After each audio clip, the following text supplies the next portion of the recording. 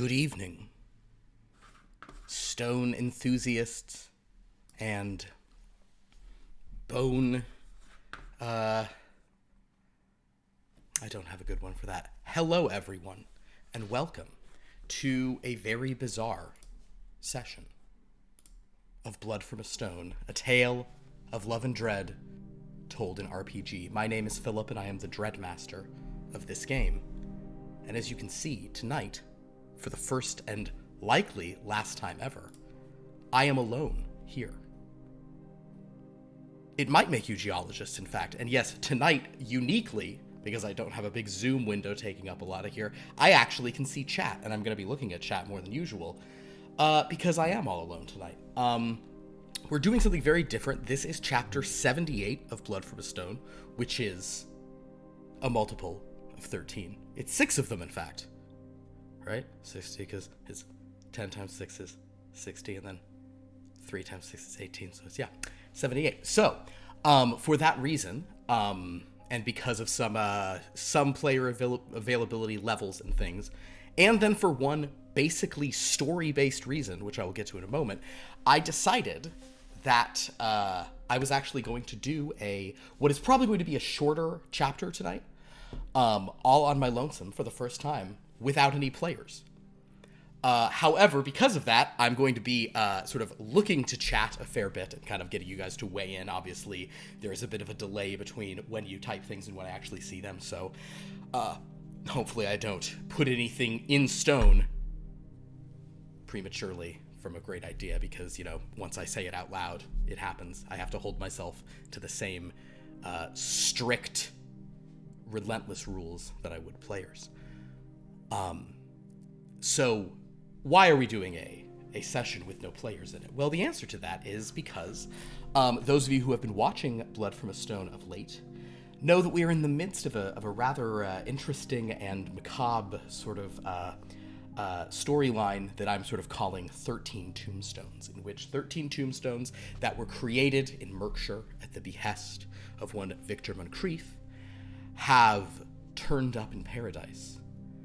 And some residents of paradise have realized the magical power of these beautifully, immaculately embellished tombstones, where if you wish someone dead, if you speak a desire for someone to die, their name becomes engraved upon the stone. The individuals who found this are there is Morgan Mason. She is a memorial mason, so she carves tombstones. She got these, and for a while sort of thought maybe they belonged to someone else, as well as Alvin Theodore. He's the groundskeeper of the Grand Acropolis of Paradise. Over the course of the past couple of sessions, we have sort of seen the pair kind of embark on this strange realization of maybe the fact that they have something special here. And Alvin in particular seems to have rather quickly decided that he's comfortable with... Well, he considers the possibility of killing various individuals just another day's work, if it is what is necessary, if it's what's being asked of him, which, as he and Morgan sort of go through these motions, I think they begin to think that there is something going on. Morgan also had a visitation from an old favorite of ours, a white rabbit named Hopper, who visited her in a dream in a more sort of fiendish form, referred to her as Stonecutter, and offered protection from the others who would seek this power in exchange for the first miracle that would come when presumably all of these tombstones are filled in. So she and Alvin sort of began considering other individuals who perhaps should no longer be on this earth. It was around this time that Morgan's neighbor, a gentleman named Templeton, Worcestershire, who has a cigar and fine tobacco shop that's right next to her memorial masonry shop, he had a visitor come before opening, a gentleman who we soon realized was our old friend, the Soldier of Fortune, previously seen in Voluptua for a while, where he led various individuals, including S.A. Rawlings, to an early demise, and then popped up during the Week of Blood on a party boat. Before the last we saw of him there, he was kind of under the heel of the Dark Lord of that domain, Dane Varenson Jr., a photographer who can suck your soul clean out. But now he is here, seemingly bemoaning the fact that he is no longer an independent operator. The idea that he is having to work for someone else, something that he does not seem happy about.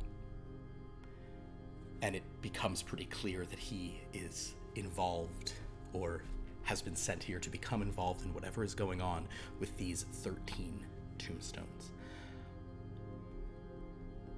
Morgan and Alvin said a few names, and based on some rolls they made and other things, one of the names was an elderly gentleman who was already at the hospital. His name is Vespasian McGillicuddy, and Alvin thought the guy was insulting him, so he went ahead and said his name. But they also said Mrs. Quimby, someone who Alvin thought was not respectful enough of the necropolis.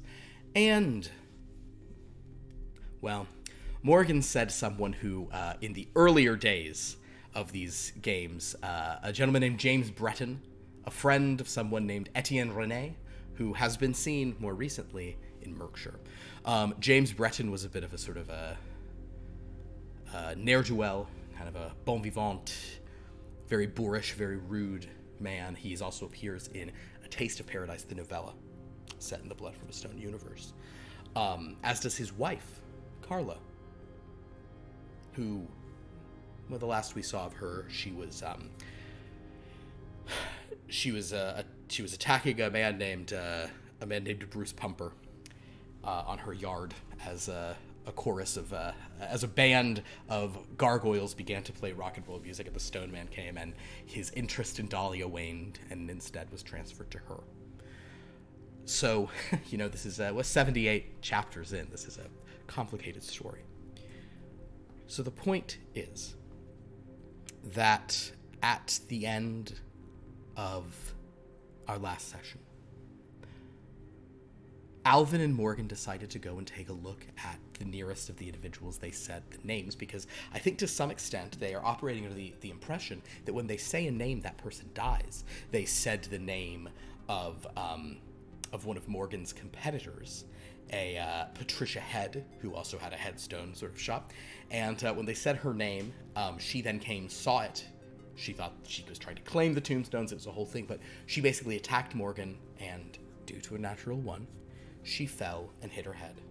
And though they stabilized her, they eventually kind of let her perish, and, well, she died. So I think to some extent Morgan and Alvin, I don't want to put too many words in the mouths of these players who aren't even here, but I think they assume that all they have to do is say a name and the person dies. And so far, that is not completely untrue, because at the horrifying end of last session, as they went to sort of spy on Mrs. Quimby at Quimby's Hardware and Ladies Apparel, a store on Main Street, they witnessed the Soldier of Fortune, this sort of tall, mustachioed man, just walk up, ask if she was Mrs. Quimby to this woman, if she was over the Ladies Apparel section, and shoot her and walk out of the building as a glass window shattered. Alvin tried to follow after him, but only heard he went the wrong way in an alley and only heard a Jeep driving away. Alvin and Morgan, who are player characters, as well as Theodore, these are our current active Paradise player characters, Alvin and Morgan decided to head back to Morgan's shop.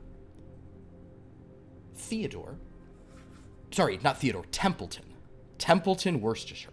Alvin Theodore is the name of Alvin, and Templeton, Worcestershire. Templeton, at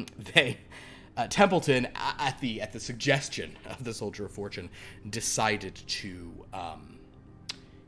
sort of step away, and he went to the Redfoot boarding house and was going to hang out there until trouble blew over, because Soldier of Fortune said your store might not even be here in a week at the rate things are going to go.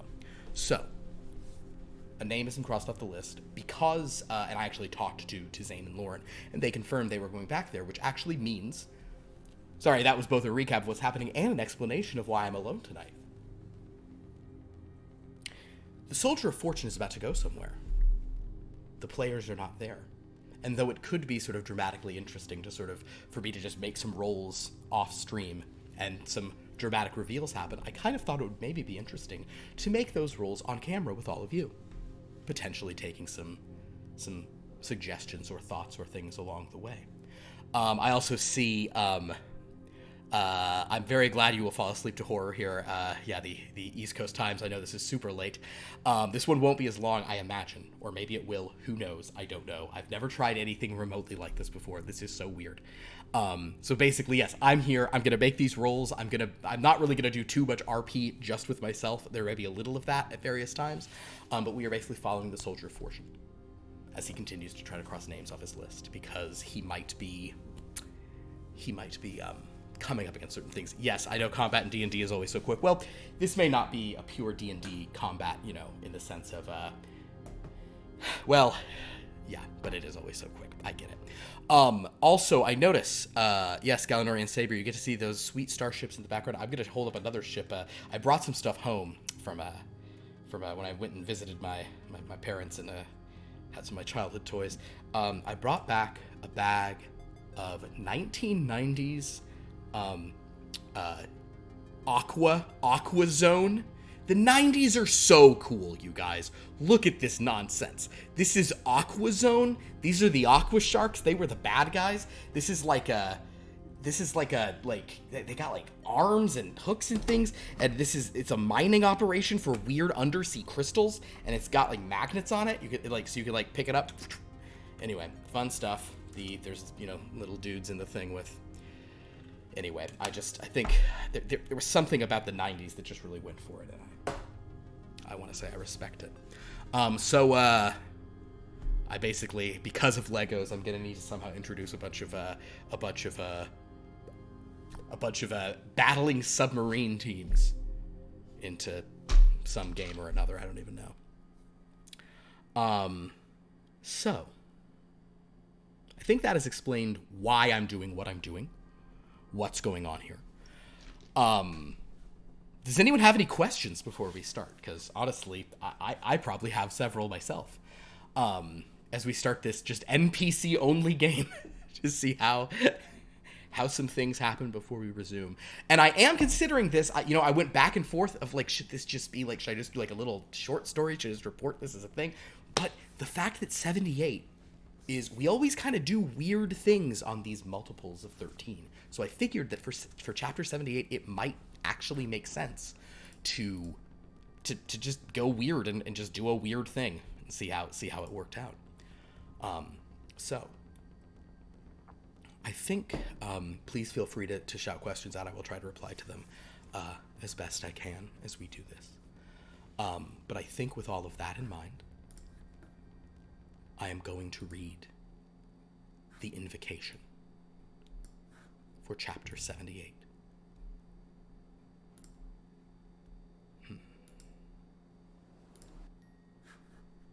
That's a creepy one. Cool. Trying to find the right. Okay. Blood from a Stone, chapter 78. Every Saturday night, I felt the fever grow. Do you know what it's like? All revved up, with no place to go.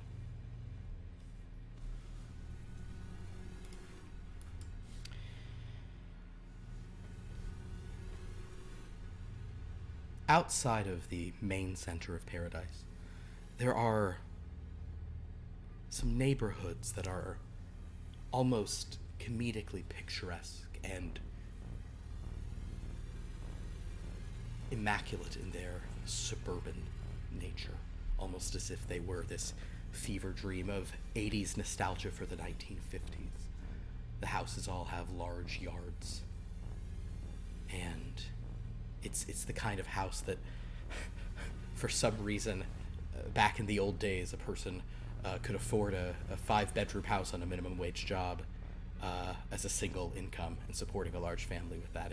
It's those kinds of houses. And then if you had an even better job than that, you could have a palatial estate. It's not like today.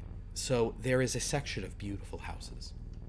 It's one that longtime viewers of this game will actually remember. We visited there when there was a young gentleman named Dylan. I believe his name was Dylan Sneed. And he was Yes, Dylan Sneed. He was a young lad who got embroiled. He was one of the awakened here in Paradise. Probably a couple months back at this point. He lived next door to a rather affluent couple, currently childless, named the Bretons. The husband, James Breton, was a rather rude man who spoke with a strange accent. His wife, Carla, baked pies all day. She liked to wear sort of pretty pink dresses. She was always very well put together, very sort of small and dainty, blonde hair. And yet Dylan knew that at times she could be a little intense.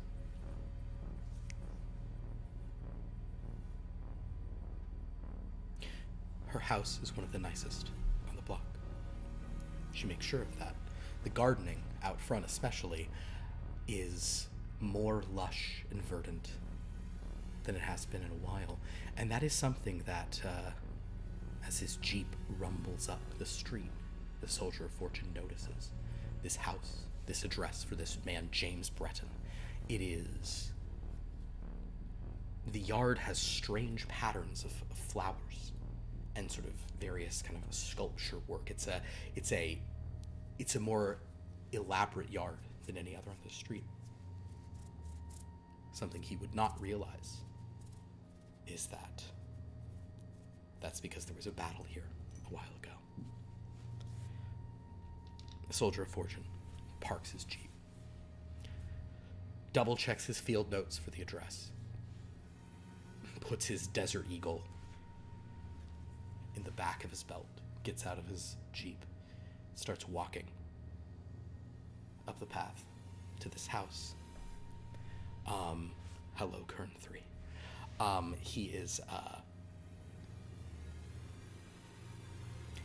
He's clocking everything, so I'm actually going to roll for him. I'm going to roll a perception check rather than use his passive. I have rolled a 2, so that's a shame for him. I think he is so focused on what he's doing that he kind of just gives, a quick look around, but obviously his circumstances here are a bit unpleasant for him. He is stuck in a place where he is being forced to work on the behalf of someone else, and that is not a good situation for him at all.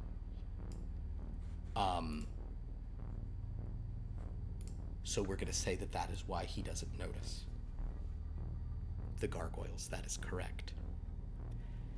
That is very correct. I think Book and Dagger is anticipating what's going on tonight. Did not notice any gargoyles perched, both atop the house of James Breton and also on some houses sort of across the street where they look particularly out of place. Again, he is kind of coming into this in a, he's coming into this a bit on his back feet, as it were. So, and I'm going to also ask everyone to indulge me as I periodically pause, because I don't have players saying interesting things, so I will have to periodically pause to take down my little notes of what's happening. Neglects to notice gargoyles.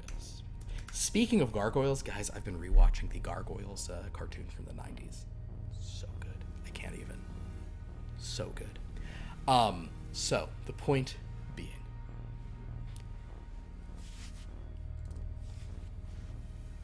Soldier of Fortune gets to the door.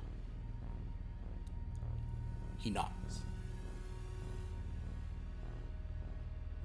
With his perception so low, I'll say that he's probably he just put out a cigar. He doesn't even smell the amazing apple pie that is baking on a windowsill, kind of over on the side of the building, left out to cool. But after a few moments,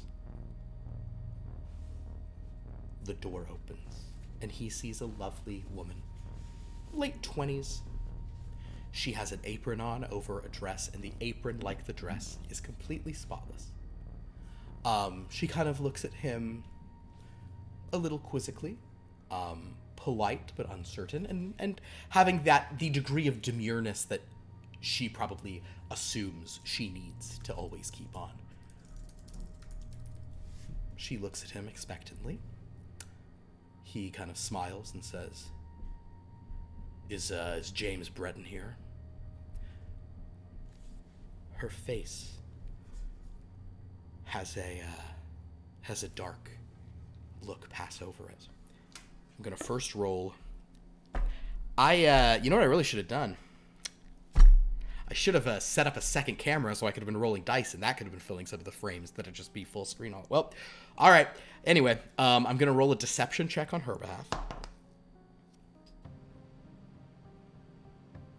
I should also roll a clearer looking dice for her, but that is a 18. So that's a 21, an insight check on his behalf, which is a plus. So he doesn't notice that strange look on her face when he mentions, presumably, her husband. She says no, very sort of stiffly and curtly, and begins to close the door in the face of the stranger. The Soldier of Fortune pushes out a hand to sort of prevent her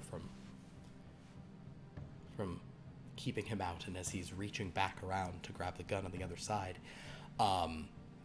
he asks again, is he home? She says no. And he begins to enter. I'm now going to roll initiative for my two friends. But Carla, we will roll with...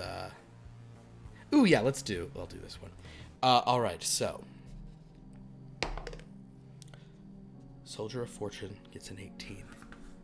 Now, Carla... Well...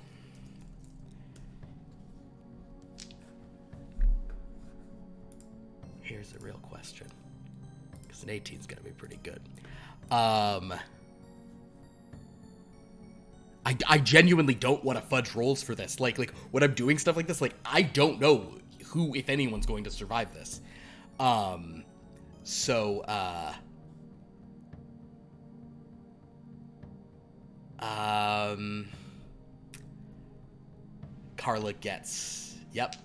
gets advantage on initiative rolls. But she rolls double 5s. So, the Soldier of Fortune pushes his way past her, kind of into the house, or he begins to move, and basically sensing this resistance from her and not knowing if her husband's here, and let's face it, the Soldier of Fortune does not have much regard for life. The Soldier of Fortune is going to pull his gun and kind of just try to shoot this woman. He's just gonna, cap her and keep walking in. All right.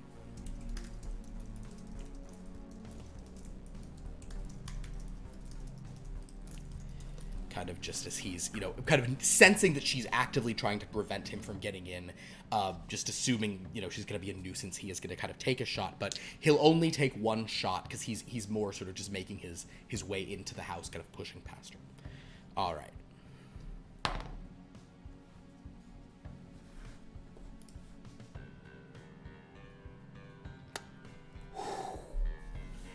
The Soldier of Fortune has rolled a 14. And Carla's armor class is 15. So she kind of, just in moving, this shot goes wide. I don't think he would sort of take another shot. He probably just assumes that she's going to be backing off. He just assumes that he doesn't need to deal with this, as now he's, probably thinks there's someone in here he may need to track down. So he will sort of move somewhat quickly away.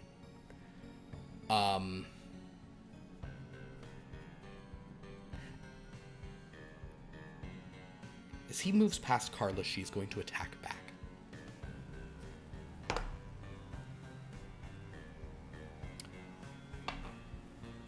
She rolls an 18. So she is going to basically, as he's just walking, she just punches him from behind. and I give her a d6 for her unarmed strikes. So that is 4 plus only strength at this point. All right, so the Soldier of Fortune is struck from behind on her opportunity attack. It's a real shame for him that he didn't do any damage to her before she takes her bonus action right now and rages.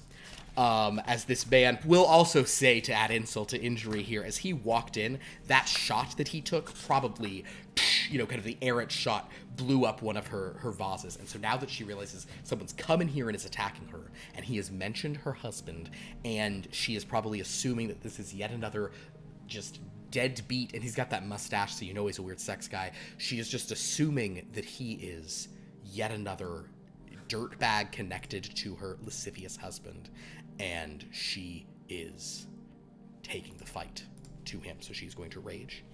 He has already taken that much damage. You know what? She's going to go reckless. Why not? Let's just do this. Let's do this properly. I won't roll his die for her other one, but I will roll this guy. So she's going to take a couple of swings at him just with her bare hands. One is a natural 20. Which in this case is on this is the one we call the witch's tit.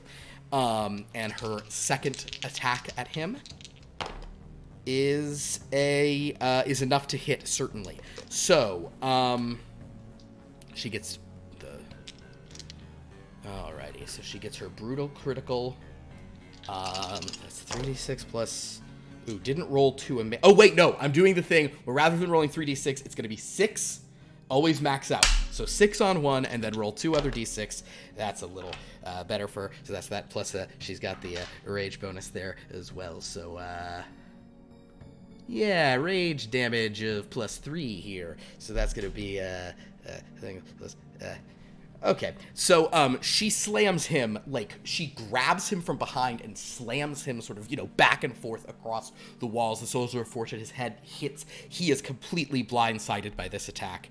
And he's basically, he's taking more than 20 points of damage just from, oh no, that was only one. I didn't even roll her second one that hit.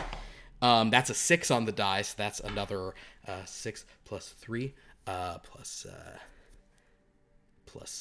5, so that's another 14. So this guy's taking nearly 40 points of damage at this second hit. Oh no! So that is, and she has raged. So that is, oh boy. Okay, Soldier of Fortune, that was a lot. So he, realizing that someone is pretty intense behind him, he, on his turn, kind of steadies himself against the wall. And, he'll probably just, as he sees just the rage in this small woman's face, this feral, he goes, what the fuck? He, rounds on her with his weapon, and he's gonna be shooting at, he doesn't take any penalty for shooting at close range like this, so he's gonna go ahead and take a few shots at her. The first one will hit. Second one will just hit. And the third will hit as well. So he is now just, shooting multiple times at her, with his more significant, he's this gun coming her way. What do I do for those things? I do. Oh, okay, cool. So that's yeesh. That's a lot of d6s each time. 10 reduced to. So the first one is 10 points reduced to 5.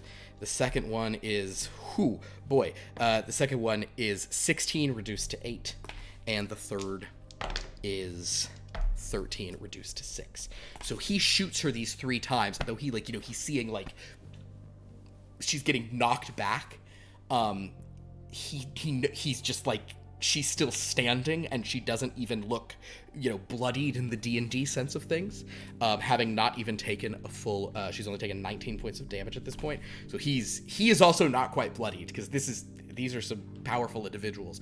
But seeing that, he kind of just shakes his head, and probably mutters, actually no, I'll roll. We'll see. We'll do a quick, just a straight intelligence kind of roll for him. Oh, that's a 19 on the die. So he just sees this and goes, barbarian. And at that point, she is going to lay into him once again, attacking a couple of times. So we're off to the races, with a fight. Let's see here. She's gonna go, oh, wait a second.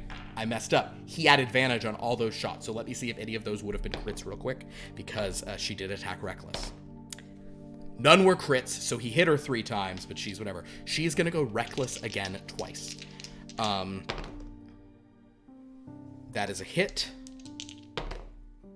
That is also a hit, but no crits this time. So, ooh, and her damage on that was not quite so good, but it still is 14, and then so she does him another 23 points of damage just with these just slams against him just in a blind rage. That'll be so that's boy. Okay, he's starting to look. He's on the cusp of looking bad. He will sort of go back against her. I think at this point this purely is just like trading blows. She went reckless on those, so he'll get reckless in return. How's everyone doing out there? That's a hit. That is actually a miss. Wow. Okay.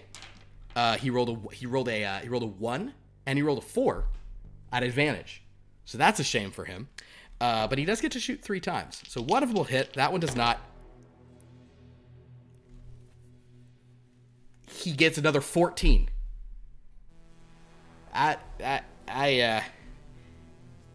Wow. All right, so Soldier of Fortune only hits her 1 time. And she's going to be only taking half damage of the 2... it takes 5 points of damage. So he, I think, is realizing that he is not in a good situation.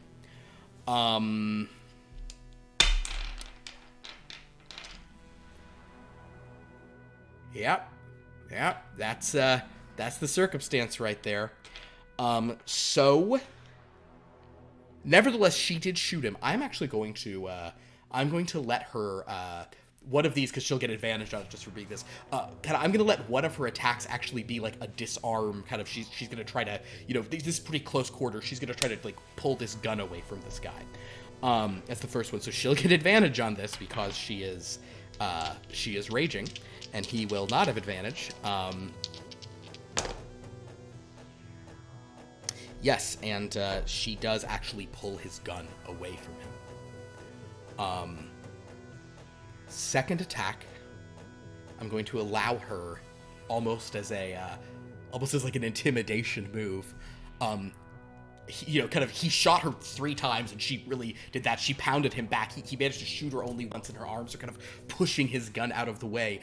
Just this absolute rage as he's realizing he's in a bad situation. And as that third shot, he tries to take that turn, misses. She grabs the gun and sort of pulls it out of his hand. And then she's going to attempt like some kind of bend or break. She's not Superman or anything, but she's, just attempting to rip it apart. So I'm just going to have that be another athletics check for her, for which she will get advantage. Being a raging barbarian. That is 18 plus 18 plus 18 plus 9. So that's she I'm gonna say she maybe the gun is not fully destroyed, but she rips the magazine out of it and bends some of the metal and just kind of tosses it to the side, and his face sort of falls. That is her entire, that's all her action that turn. But she is at that point, she's there kind of like menacingly over him. The Soldier of Fortune, having the situational awareness that he has, is going to, at this point, disengage, realizing that this is not a good fight to be in. And having his gun, he probably has other guns in the Jeep. So he is going to, kind of like just dodge out of the way of her and sort of basically rush back out of this front door, realizing that his target is probably in his mind protected by this incredibly powerful woman. He must hire a barbarian as his baker or something. This James Breton guy, I think there is this sinking feeling in the stomach of the Soldier of Fortune, and were they there and had any understanding also in the stomachs of Alvin and Morgan, that perhaps James Breton is not someone who's going to be quite as easy to kill as, or easy to find at this point. But he rushes out of the house, only to be met with the sight of a gargoyle swooping down toward him. In an initiative order, actually, a gargoyle does go sort of between him and Carla, because she rolled pretty bad. So I'm going to say the gargoyle that was kind of hearing all of this is making its way down, is just so he basically sees this gargoyle about to attack him. And he is not looking happy about that, because, you know, a gargoyle is not necessarily the strongest monster in the old manual, but when you have a barbarian at your back, it's not a good situation. And boy, they do make 2 attacks each turn, don't they? So this gargoyle is going to kind of just come in and take 2 swings at our friend. I will roll these for... Oh, no, I'll roll my stone for the gargoyle. Yeah, use one of my gemstones. Ooh, beautiful. All right. Oh, it was almost a 20, but it's a 2, so that one misses. +4 to hit on these. The claws also misses. So a gargoyle basically doesn't harm him so much as kind of just gets in his way and frightens him, and he sort of sees that there are more coming above him. Without a weapon, I will actually let him, like as he's, like, moving, I'll kind of say, like, if free interact with object, he does manage to, like, pull the knife from his boot, kind of on the run as he kind of gets over to his Jeep. And he will actually get into the Jeep. I said he pulled his knife out. See? This is what it is. He got the knife out. I'll say he's in the Jeep. He can kind of pull that closed, but he can't also start the Jeep. He kind of got, giving him double interacts because he's dodging and running and stuff's attacking him. So he managed to get into the Jeep. He's got that, but now there's gargoyles. Kind of, he sees a couple more coming down. And sure enough, Carla, with her rather, enhanced speed, is certainly able to go a little further than he can go in a round. So what she is going to do is she's actually going to try to do the, kind of like maybe like pick up the car, try to like keep the car from departing situation, maybe just like, lift the front. So that's just going to be but that won't be an attack, will it? She did a contested thing. That one counts as an attack, but if she will punch the car. Fair enough. All right. You guys talked me into it. So she's just going to run up and punch this guy's vehicle. And hey, if you want some notes about vehicles and guidance on that, check out CJ Soot's Noir Confidential. There's a link right below here. Oh, that's true. Yeah, it is a Jeep, in fact. So picking up that's a real good point. So she's just pounding on the engine. Excellent point, a Book and Dagger. All right. That first attack on the car, I think it hits, but it's because the car's AC. Well, I don't know. What did Jeep's AC be?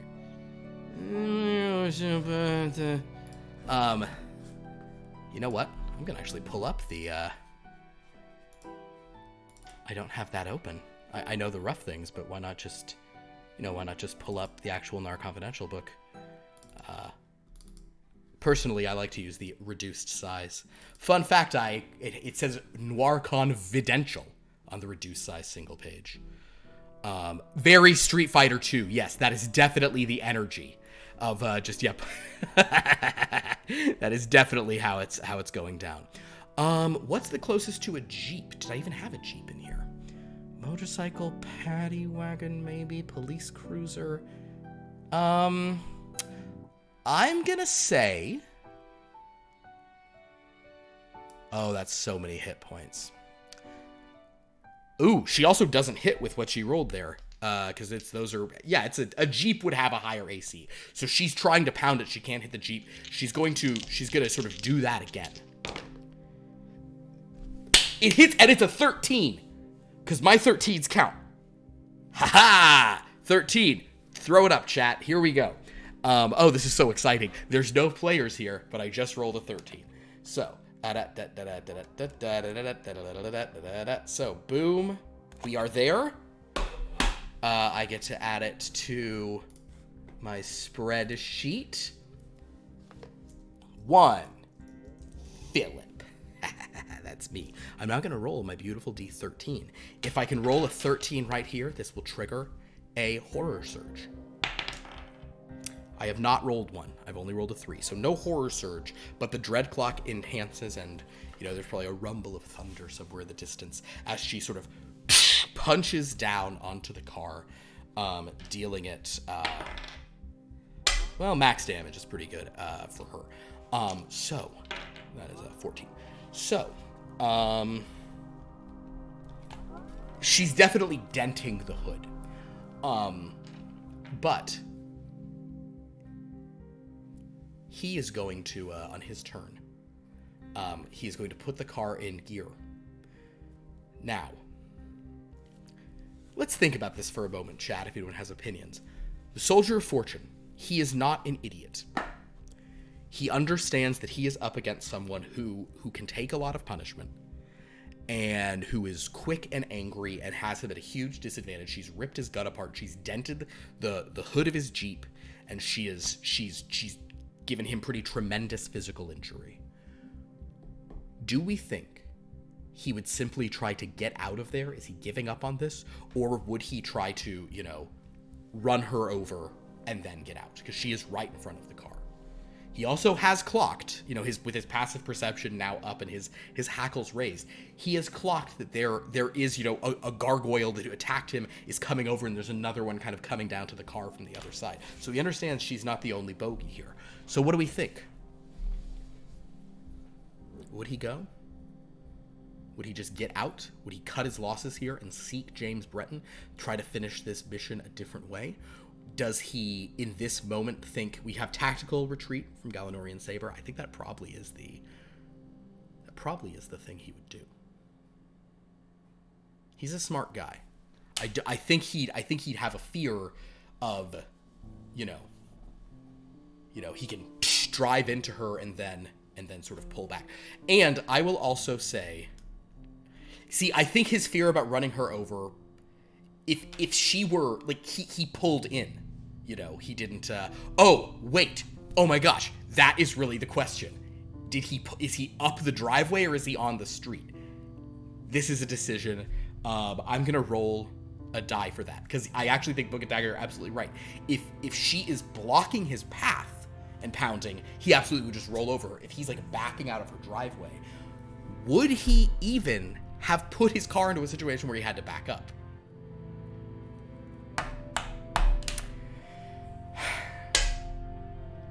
I'm going to roll this as a, I'm going to roll this as a flat, kind of like, what do we think for situational awareness? Should I do investigation, or should I have done perception? This is going to be a retroactive roll. Is there another man after James? That is a question we don't know. So, there is another Mark after James, that is true. He has one more name written down. It is the old man at the hospital. I'm gonna roll, we think, investigation or perception for his placement of his car. I think, military speaking, you probably don't put your car in a situation where you have to, like, where you're, like, up in a driveway and have to back up if it's gonna... Alright, rolling this. Doesn't sound like someone who would ride in parking. He's probably being, yeah. So I'm going to, I'm going to give him, I'm going to say that, let's say the DC's 13, he will need, yes, he'd be on the street so he could do that. So I'm going to just say that if he had done this, he does have a plus, okay, plus 5 to this. So if he rolls an 8 or better, he's parked in a way where he could run her over on the way out. And he does. So he is going to, rather than driving defensively and actually backing up away from her, which I would count as a disengage, he is going to try to floor it, run her over with the car, and get the heck out of there, hopefully having, like, done some damage to her in such a way that she can't follow. I neglected to make her previous attacks on the vehicle reckless. Really should have done that, but that means he does not have advantage on his own drive to run her over. So we're gonna have him make his drive roll right now.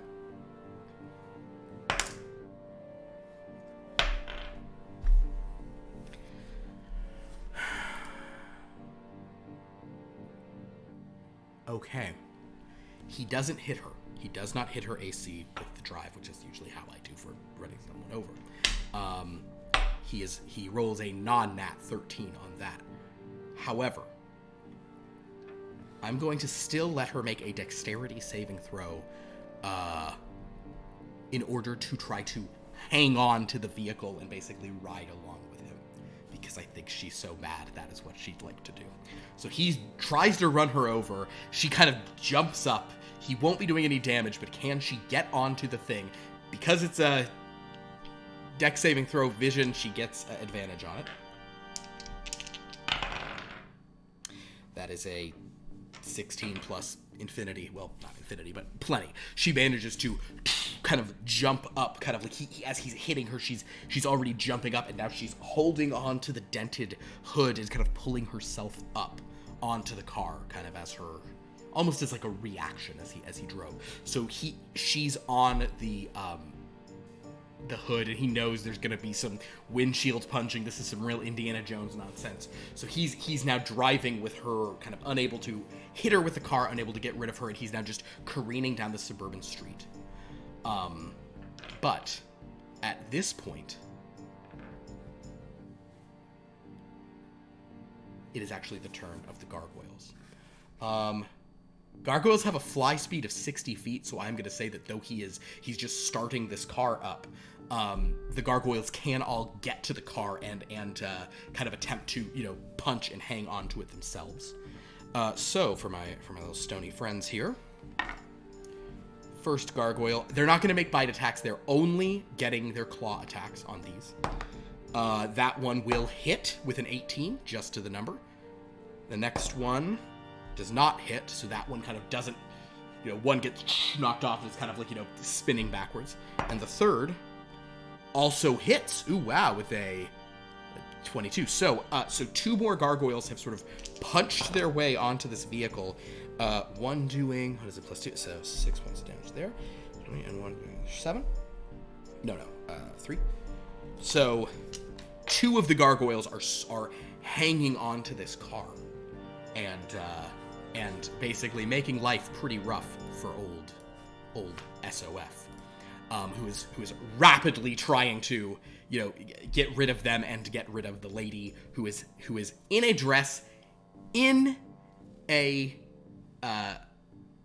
in like a house dress, in an apron.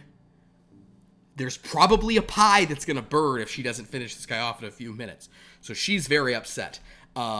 And at this point, initiative drops down to her. I'm gonna have her make a. I didn't add specific ACs to parts of the car, so sorry, Noir Confidential doesn't have that. But I know that there is rules for like glass. There is a rule for like how it is to like break a window. I remember 5e break window. Yeah.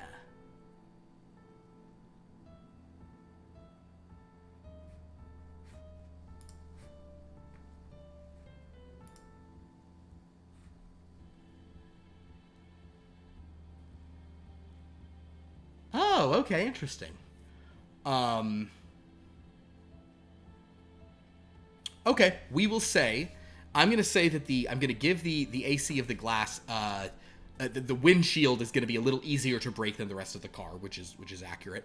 So we'll call it, the Jeep has an AC of 18, so we're going to say it has an AC of 13. And we'll give it like 10 hit points for the, for just her to get through the windshield itself, so that she could be attacking him directly.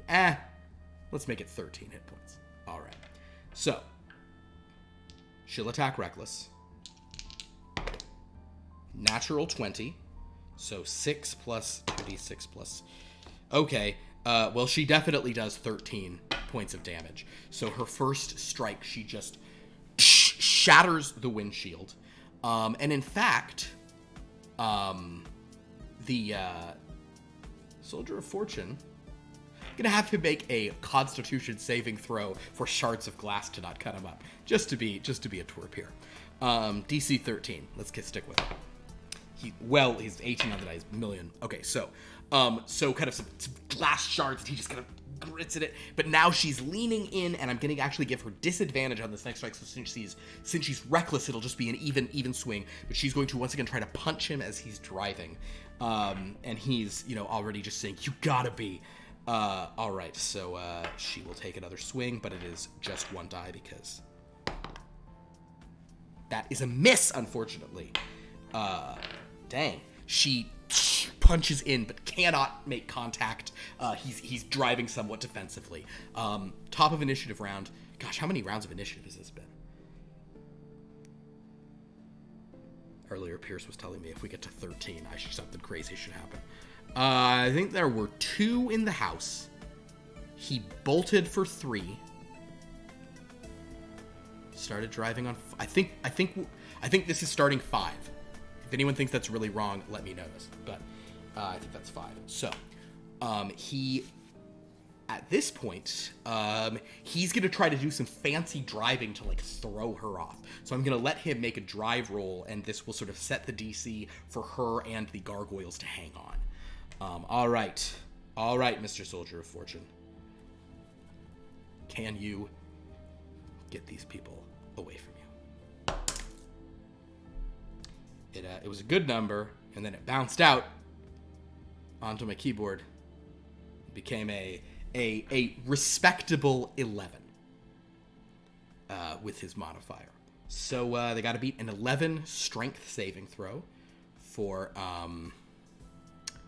Carla.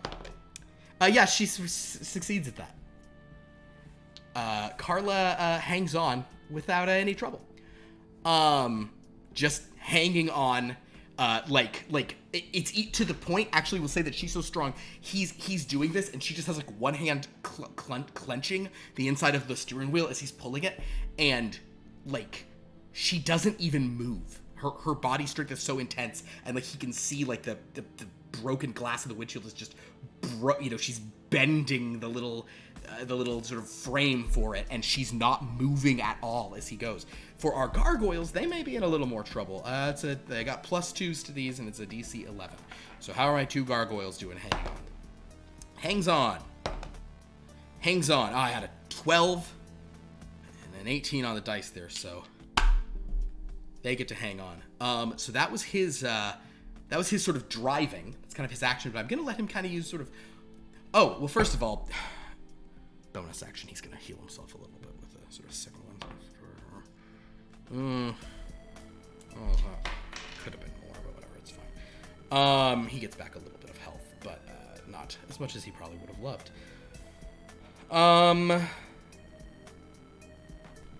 And I'm gonna let him do an interact with object as well.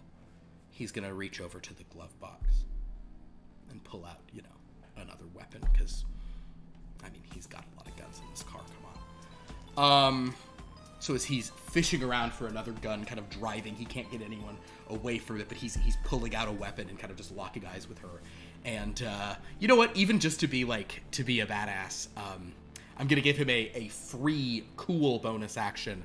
As he's doing this, he'll kind of casually light a match at a cigar while he's driving, and kind of maybe give her a look and be like, "So your husband's not home." And she just kind of rage filling her eyes even more intensely. Gargoyles are going to try to force their way into the situation here. That one does not do any damage to the vehicle, but we'll say they're sort of battering into windows, so that one would hit the AC of a window, dealing it. Okay, so one window. Holy smokes, there's so many things going on. One window. That window has about 6 points of damage on it. Other gargoyle does not even break a window, as it's just kind of that one's more trying to hang on. So we come back around to her turn. He now has his sort of gun, kind of in the way here, ready to attack, but she is just gonna once again go reckless. She's just trying to drop this guy.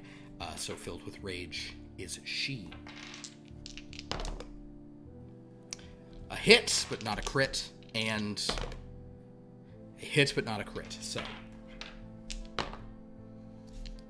10 plus All right. At this point, he tried to, kind of get a bit of a second wind going. The Soldier of Fortune's like looking like very upset, but at this point, she is going to basically punch him like twice in the face. We'll say that she breaks his cigar.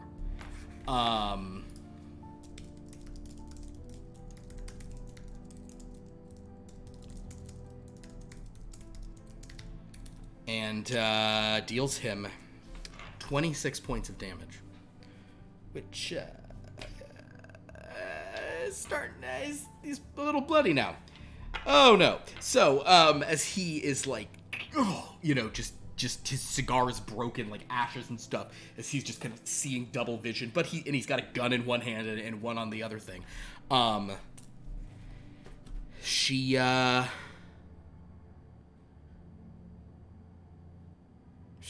she's doing is she's just in a rage. That's how it's doing. She doesn't have to do anything clever or anything, whatever. So that's going to be 6. Round 6.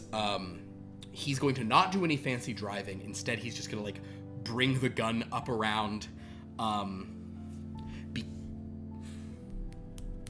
actually going to give him the opportunity. I'm trying to not even the odds here, but also the Soldier of Fortune is very good at what he does. I'm going to, rather than mess with any kind of advantage, disadvantage, I'm going to give him a dexterity check, which he's pretty good at, to try to just like position this gun in such a way that he wouldn't have any disadvantage, which is going to actually give him advantage since she was reckless. So the worst he can do is have sort of, even rolls, but I'm going to kind of give him a chance to keep the advantage on those if he can roll DC 13. Why not? So he needs it's going to be a flat dex, no like other stuff. So he needs an 8 or better on this D20. Okay, yeah, you can't see because it's a natural 13. Yeah. I love it. I love it. I love it. I love it. So, bump it up, bump it up, bump it up, bump it up, it up, it up, it up, bump, bump. And it's always, I hate how that happens. So, we're at 4. Philip has given us another one. Yay. D13. Here we go. Come on. Horror Surge would be really clutch right now. Nope. But still moving that clock up. We're doing what we can. So with that, the clock is now at 4. Thunder rumbles in the distance. A storm brews. And the Soldier of Fortune manages to position his gun in such a way that he's kind of like, he's almost like, it's like he's gonna like pull the trigger with his finger as he's just driving and like spitting out his broken thing and probably a couple of teeth as he's gonna try to shoot her with this larger sort of like rifle, one-handed while driving with no penalty, which means he gets advantage on both of these rolls. First shot.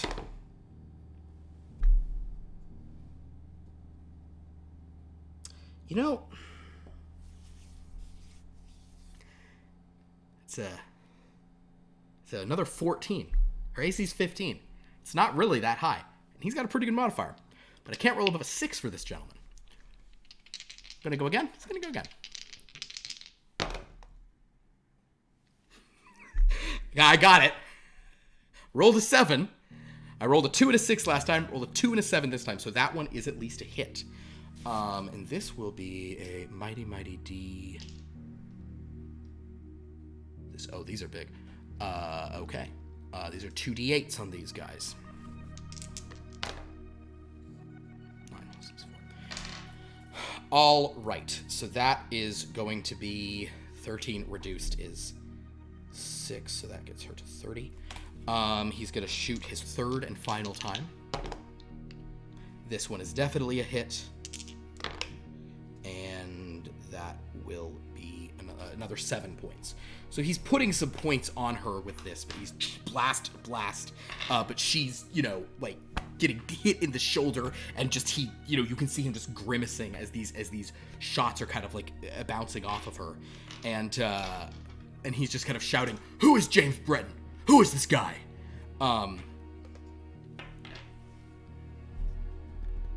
Gargoyles, how you doing back there, gargoyles?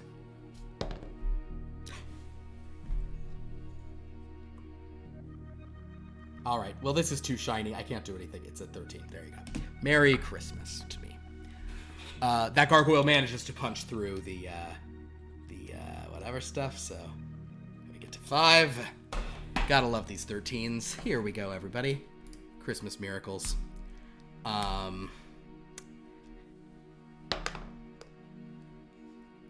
a horror surge, but a thing. That one will do, you know, with 2 was thing. Still has not fully broken the window, but it's probably broken in a couple places, kind of arm going through. Second gargoyle. Come on, buddy. 14. I mean, it still hits, but boo. So that's 8 on this. So basically, the 2 of the back windows are getting pretty rough back there as he's just like these gargoyles are just pounding away on the windows, trying to come for this guy. I just did something to my camera. Apologies. Oh, I see. There we go. So as basically there's just glass, he's hearing glass breaking. The gargoyles are maybe halfway through the windows. He knows they'll break through and probably be, attacking him from behind and just hampering his driving real bad pretty soon. It's her turn again.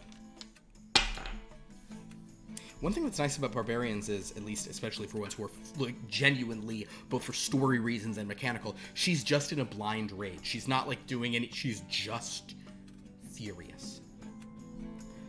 So she's just gonna hit him twice recklessly. It's been working pretty well so far. A hit.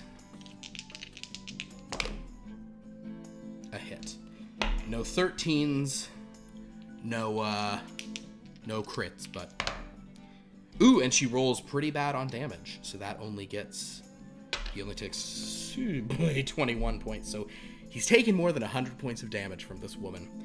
And I think he's probably feeling like he's got to do something. But we come to round 7. All right. So the Soldier of Fortune has some bigger tricks he can use.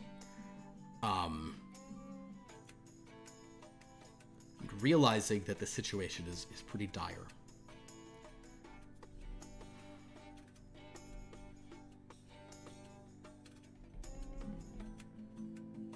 I think he'd rather take his chances this way. So basically, the Soldier of Fortune is she's probably gonna get a smack at him as he goes past, but he is going to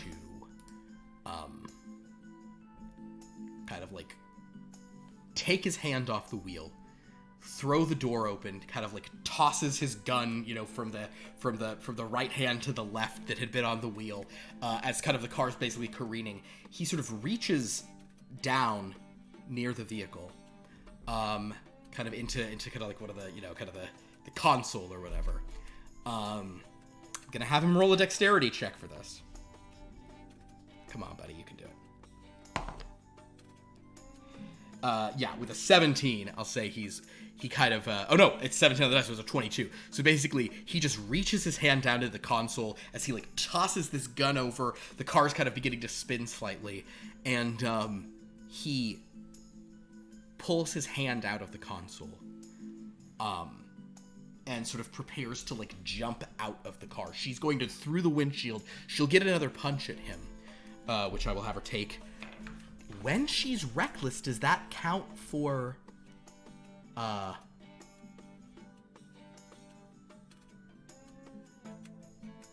doing so gives you advantage on melee weapon attack rolls using strength during this turn, but attack rolls against you have advantage until your next turn. Does she get reckless on an op attack after initiative has reset?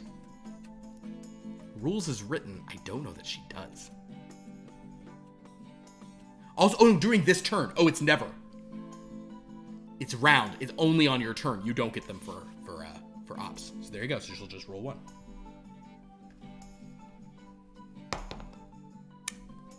Natural 20. Natural 20 is what she rolls. On we're using these guys. You can't see dice. If I don't set up a dice cam, there's no reason to show you guys dice. Okay, so this is going to be a costly one for him. She didn't have advantage. He's trying to jump out. Oh, okay. This will be a cool movie moment, though. So as he's pulling aside, he's like,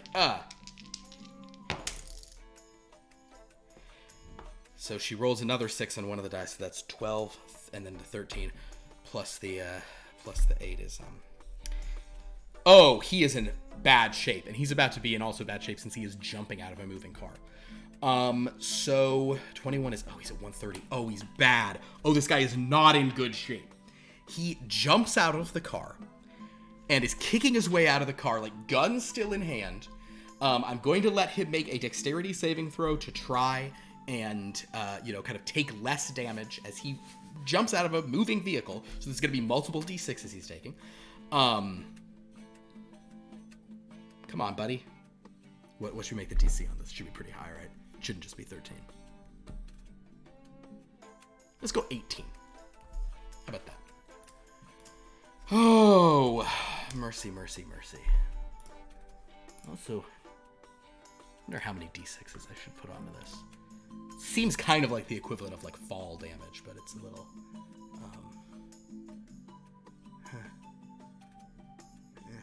Alright, let's give him a shot.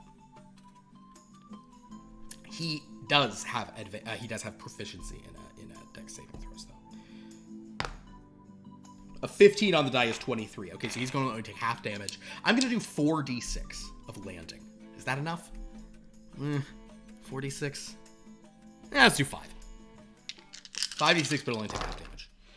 And I roll garbage. It's 1, 2, 1, 2, so that's only 6, and then another 6, so it's 12. So he only takes 6 points of damage as he basically... And honestly, it seems correct that a guy like the Soldier of Fortune probably definitely knows how to, like, tuck and roll.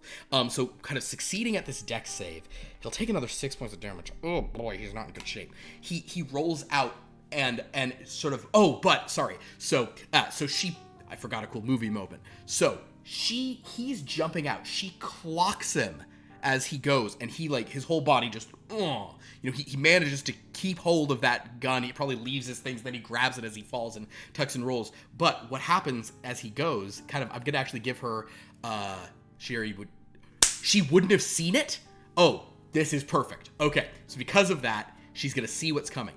As he falls, he loosens his hand, and the pins of multiple grenade pins just kind of like hang in the air, which means that she sees what's coming and will have advantage on her own dex save against it, as she realizes that he just did something at the car. So he rolls and spins and takes the 6 damage, but kind of manages to come up, swinging his rifle back around, like ready for whatever happens. As the car goes careening, there's these 2 gargoyles on the back of it. But at this point, I'm going to let the gargoyles have a turn. Yeah, I'm going to say the gargoyles have a turn, but then it'll go between her turn and their turn. Actually, no, I'm going to roll initiative and see where it would go in initiative order. That's weirder.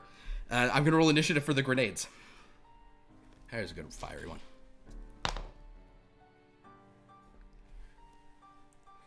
After gargoyles, but it's exactly what I was just doing. Okay, gargoyles will try to strike twice more.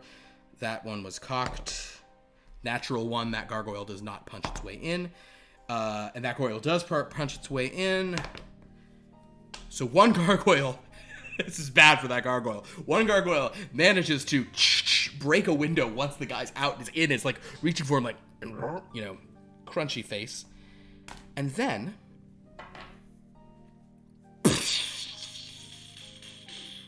the car explodes as all the grenades that he had in the console explode like crazy. So, I've decided this is going to be the equivalent of a 9th level fireball. Which would be, so it's 8d6 is 3. So 4, 5, 6, 7, 8, 9. So put more on top of that, so it's 14d6. Okay. I don't have those hands. I got 1, 2, 3, 4, 5, 6, 7, 8. I'm going to grab some more D6s. I'll be right back, everybody.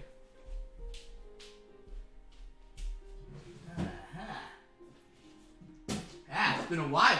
It's been a while since I've needed all this. All right, that's 9. And then 10, 11, 12, 13.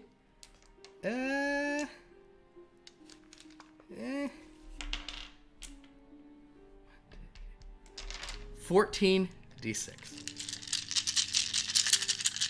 As the car explodes.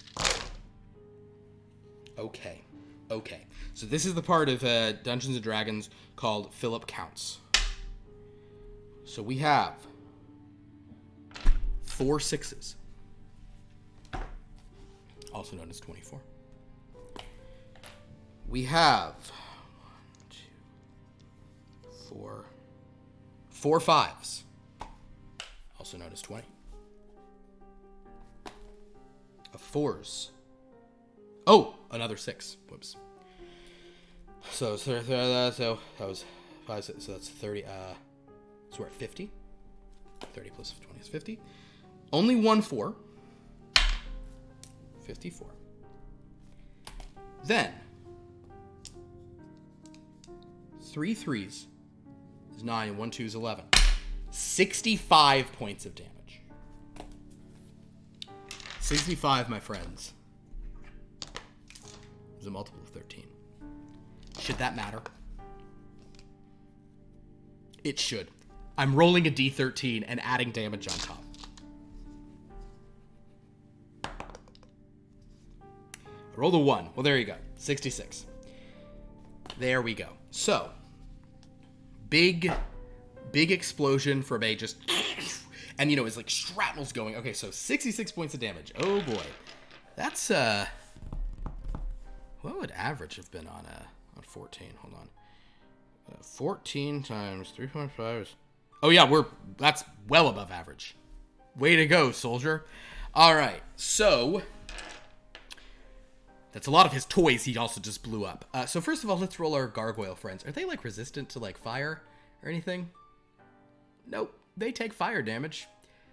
Oh, and they have 52 hit points. All right, so Dex is a 0 for these gentlemen. Oh, also, what is a necklace of fireballs? What does it give it at? DC's 15 for these. All right, so my 2 gargoyles, they're rolling flat, and if they cannot exceed this DC 15, they die because they only have 52 hit points. Natural 13, which means it dies, and I get to do this.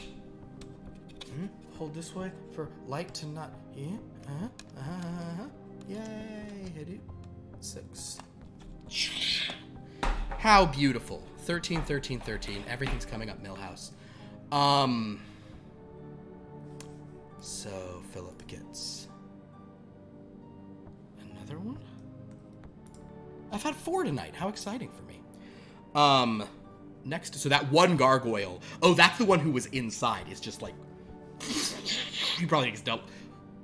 Yeah. Other one. 9. So the gargoyles are both obliterated, blown apart. Shards of rock going in all directions. Now, Carla, because she critted on him as he jumped out, she knew this was coming, so I will give her advantage for it being a dex save for something she sees. All right. Now, her dexterity modifier is not really that high. She doesn't really have too good dex, which kind of doesn't make sense that she's so good at cooking, but you know what? She's got the stats she's got.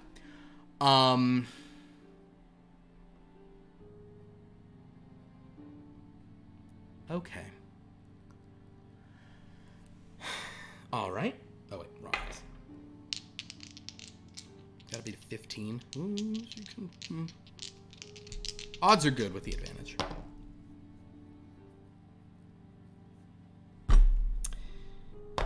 She beats it. So, 33... so, basically, 66 points of damage reduced to half. It is fire damage. And she is not... it's only the bludgeoning she gets. So she will take 33. And more disastrously for her, her beautiful house dress and apron are on fire. And this might even mess up her her hair and look and stuff. So she screams as the car goes sort of careening. The car also is going to crash, and the gargoyles are both destroyed.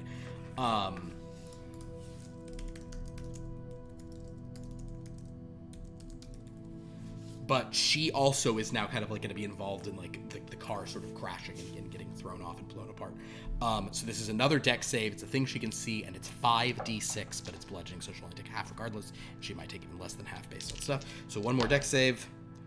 Ooh, she fails this though, rolling a 1 and a 3.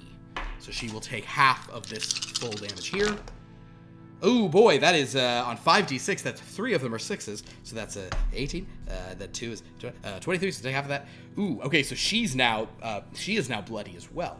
As she gets, the car explodes. The Soldier of Fortune, he's rolled out like ready for it. He's back behind it. Goes on a little, blows up.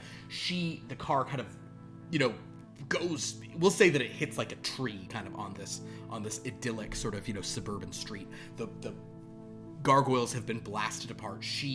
The car crashes into this. She goes flying and kind of lands on the road. She's on fire, howling with rage. That was the Soldier of Fortune's turn. The gargoyles. No. Initiative happened. This. She does get a turn now. I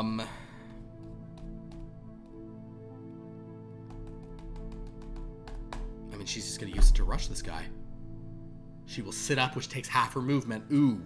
So I don't know that she can actually make it down.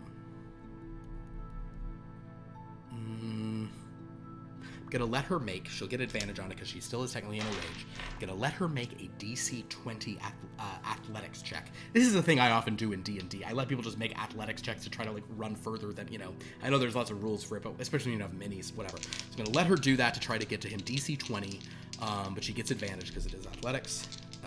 She's got a plus. Why does everything go to the thing I'm not looking at? Yeah. She's got a plus 9. She makes it. So we will say that she is able to, just like with full running, as he's kind of like getting up, she is going to attack him recklessly a couple more times. Doesn't hit. First strike does nothing. Second strike, come on, Carla. That one doesn't hit. Oh, she's one shy. This is the problem he was having. Okay, she rolls only a 16. He has a 17 AC. So, with that, she's probably just, we'll also say maybe she's like running and she's just like so blinded. But those are reckless. Oh, so he's going to get advantage. So basically, as she does all of this, this is round 8. The Soldier of Fortune, she kind of comes to him. We'll say that he was ready for this, so like as she charged, he kind of just like stayed rolling. He's got his like rifle up. He's gonna, as she kind of pitches back, he was not prone. Great question. No, because he succeeded on the dex save. I said that he rolled into like a striking position. Great question. But yeah, because he succeeded on his dex save, he only took half damage and was like ready. He rolled up into he's crouching, which is technically not prone. And he was able to kind of shift away. So that's why she didn't have advantage. Well, she already had advantage from reckless. It now comes to his turn. This is round 8.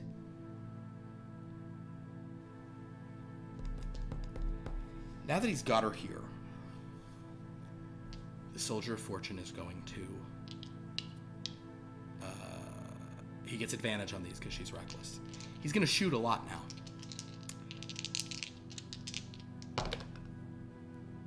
A hit. A hit. A hit with a 13. Ooh, 13. I gotta roll a 13 here at some point, right, guys? Come on. But it's not this day. All right. A 13 from our old soldier of fortune. So that's 3 hits. He's gonna do a little thing. He's gonna do a little thing called action surge. He's gonna shoot her 3 more times. That misses though. He rolls a 1 and a 3. That one hits. So it's 4 hits total. And the last one is a hit as well. Okay. So he shoots her 5 times. Yeesh. Okay, so that's 13 plus 5. Oh boy. That's 18. So that's 9 for her. Yeesh. 16. 8 for her. Uh-oh. Shot 3. Another 13 plus 5 is 13 plus 5 is 18, so that's another 9 points of damage. Okay, so now she has, despite her, he's firing a weapon, but he's just like, he's now just, oh, wait a second.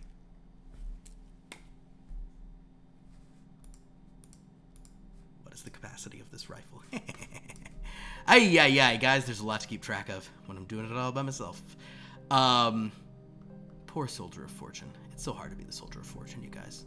Everyone's always trying to murder you and not let you just hook up with ladies and or guys. He'll hook up with anybody, especially in Voluptua.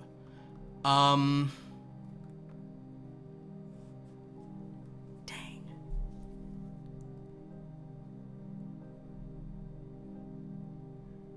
He already shot her twice with this gun.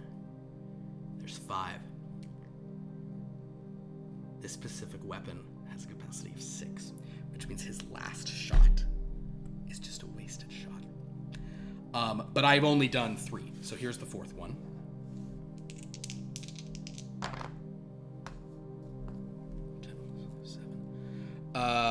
So he really is the soldier of misfortune at this point. So he's at 107. Oh man, so she's at, and then reduced to half. Oof. So he dealt her so much damage. I mean, he's shooting her with a rifle, and that last one that he has her dead to. Oh, here's what we'll do for the last attack. He's got her dead to rights. He pulls the trigger. It clicks. So I will let that last one. He'll just do like he'll kind of pop her with it like it's he'll smack her across the face with it. We said it hits. He rolls a 1 on the thing, so it barely does anything. Reduce it 3 more. But you know what? We'll take it. 3 more damage. No, it wouldn't be 3. It would only be 2. All right. So she's now bloodied as well. So the 2 of them are both in bad circumstance. I think he was really thinking that he had to kill her. Because he can't really survive a full round from her at this. Well, he can't survive a good full round from her. Okay. So the soldier of fortune, Carla's there. The car is, the Jeep is burning.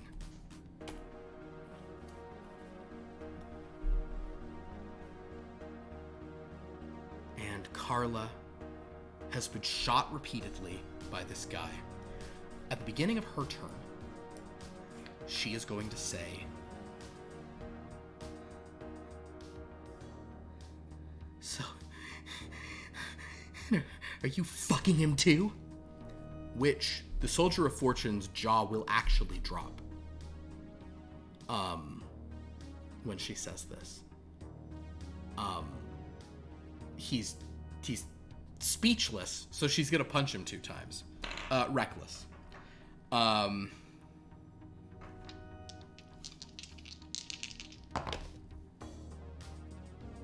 Hit.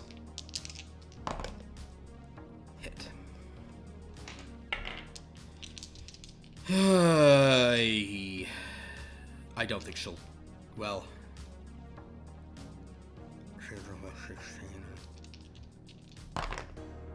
Okay, that's actually he's still up. Oh boy, he's at 159. 159 damage this guy's taken. Soldier of Fortune gets punched twice. She should have tried to break his gun again, because that worked real last time. Also, his gun's out of ammo anyway, so whatever. So she's just, punching him twice. And his jaw's dropped, and then he looks back at her, like swollen, just face just wrecked. The two of them are messed up. She's got multiple, bullet holes, like, seeping blood. Her dress is on fire. Her hair, like, she was at the heart of an explosion. Glass, like, shards of glass and car pieces. He's there just pummeled, like first Rocky movie. Something's got to cut him. And he will sort of kind of look at the two hers that are there and just say, no, I was coming here I was trying to kill him.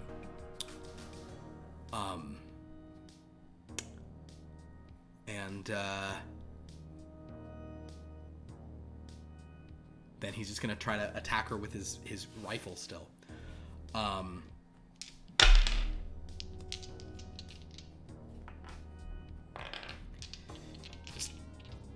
He doesn't have another gun on him. Poor bastard. Well, it's a hit. That's a hit. Oh, that one was a dick move. That was a 12 and a 14. Neither one was a 13. How rude. I'll let these be like a mace or whatever for improvised. Oh, he gets to do 3 times too. So, 9, so 4 and 5. Okay, that's. He's knocking her about, and that one does 5. He'll do another one. Also, let me look up one other thing about him. Because sometimes when I make my sheets for these people, I actually don't, he can't use it twice. He can't use his,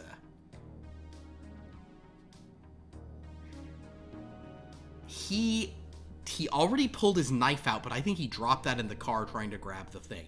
He really should have an ankle holster backup.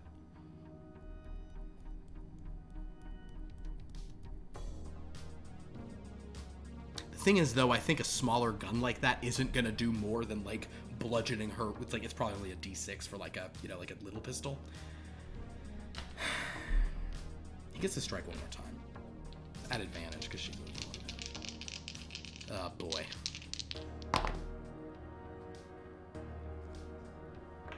He hits with a 13.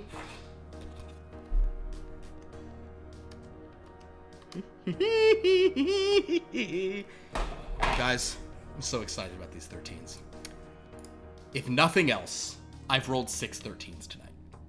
I think it's because I'm rolling more dice in this little weird chapter than we typically do in a game. Because, when there's players, what everyone wants to do is just chat with each other. And I love it because I can just take notes of this. I've taken so few notes. Fortunately, I think I'll remember the broad strokes. They fight, she blows up. He hits her with a knife. She says, that's the wrong song for now. The last song was perfect for it. Yeah, I'll go back to that. A lot. Hits with rifle. Yeah, She says, were you also hooking up with husband? He's like, nah. Came to kill him. But he still attacks her. So that last one is a hit. I do roll the damage for it. Cool. So that's another 5. Ooh, she is not in good shape. Neither of them are in good shape. This is fun. This is really fun. Oh, and that was 9.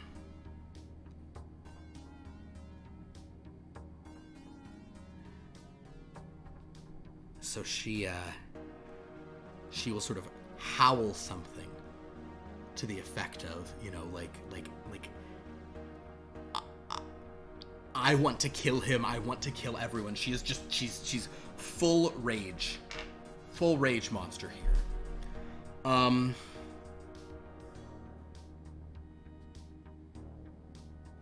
She's gonna attack this gentleman. He's not looking good, guys. The explosion would have attracted a lot of attention. In fact, that's a hit.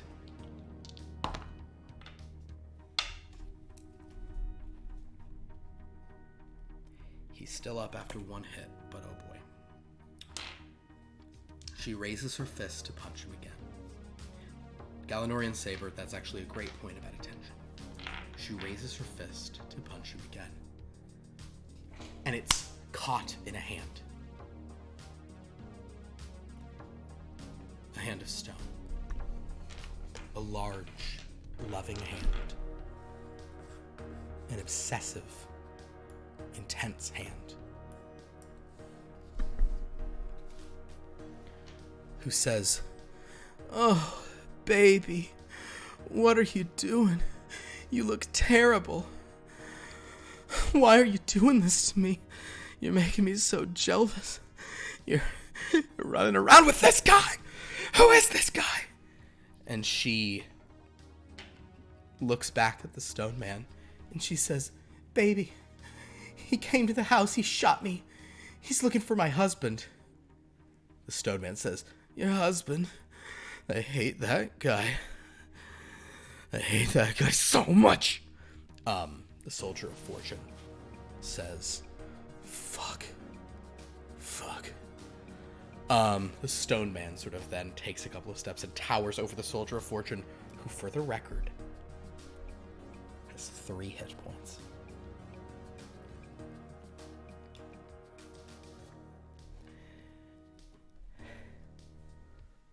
Wait a minute.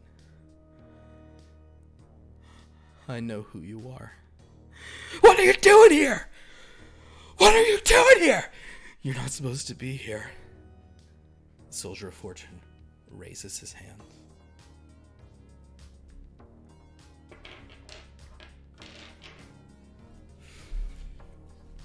Gonna make a roll for him. I'm gonna do this roll before he speaks. This is honestly, you never want to put this on players, but this is kind of how these charisma things should work.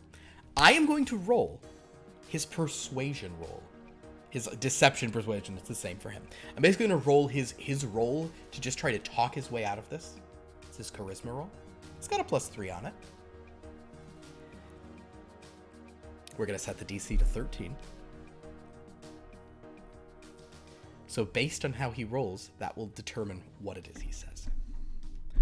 Thank you for loving the Phillips show. Rose explodes. It's appreciated. Oh, hello, Zane Swords. Do you have any good swords? Hey, Zane, you got any good sword tips?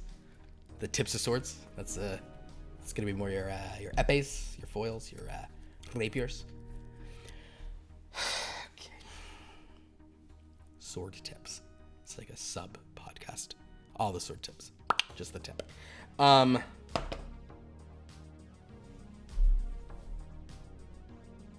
It's a real bummer. Kind of really want this guy to talk his way out, but the dice don't.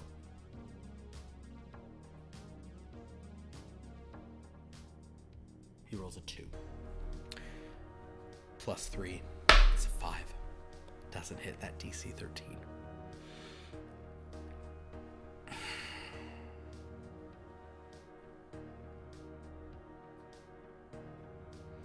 The soldier of fortune, sputtering through, the blood in his mouth, his broken teeth.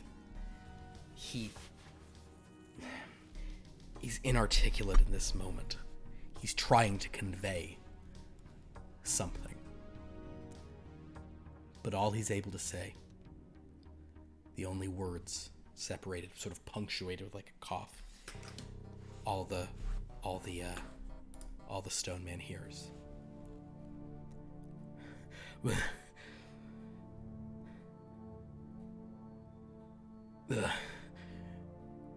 Not enough. Breakers.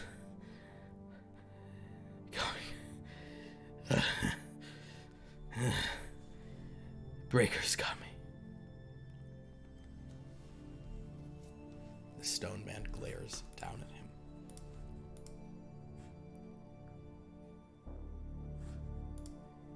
Then you picked the wrong side. Why is everyone trying to ruin when I have a good thing going on?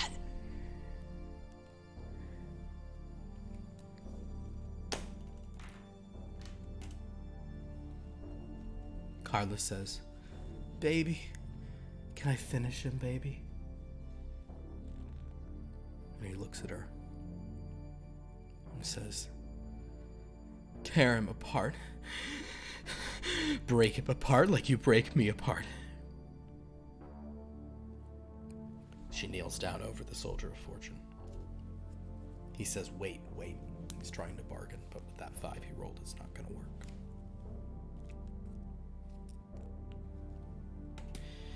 Carla is not the most perceptive person, but as she drinks him in, as she looks at this guy, I'm actually going to have her make a perception roll on the off chance I roll super high or something, because she might notice something. But otherwise.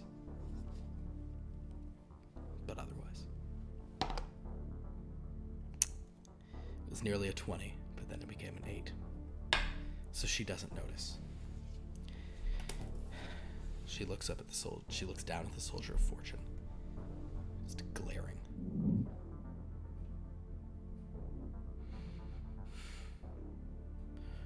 No one kills my husband but me. She raises a fist. Soldier of Fortune closes his eyes. He's prone, so she has advantage. Don't really need to roll them, but why not?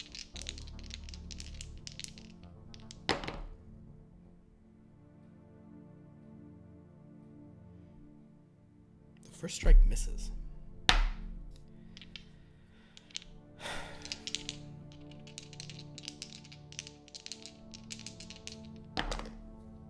But the second strike does not. Soldier of Fortune drops to 0 hit points.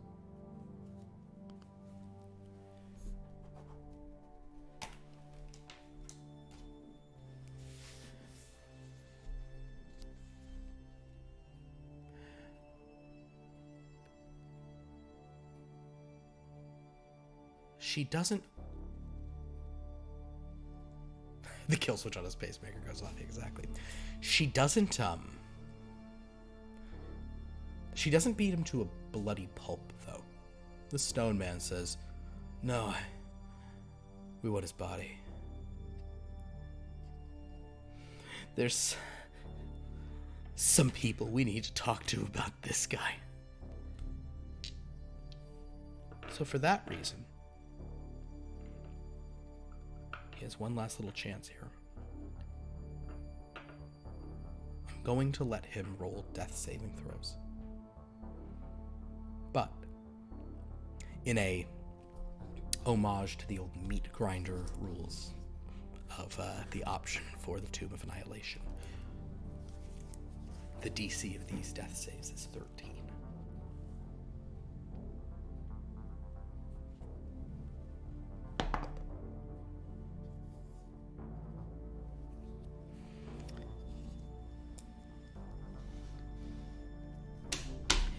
His first roll is the so-called is it natural 20?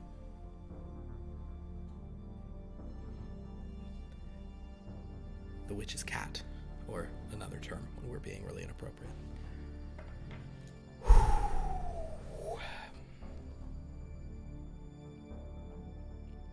So now is the most important roll in the history of the Soldier of Fortune's life.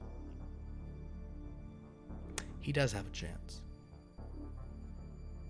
Because he says leave his body. They leave him there. He, she heard like a neck break kind of situation.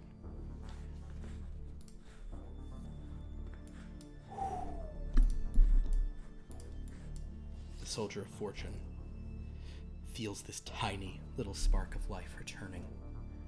And I think just for the flavor of it, but also for reasons here. He smells that sickly sweet copper aftertaste. A little, just tiny hint of the mist on the wind. And it causes him to awaken, still alive, with 1 hit point, conscious. He can take an action.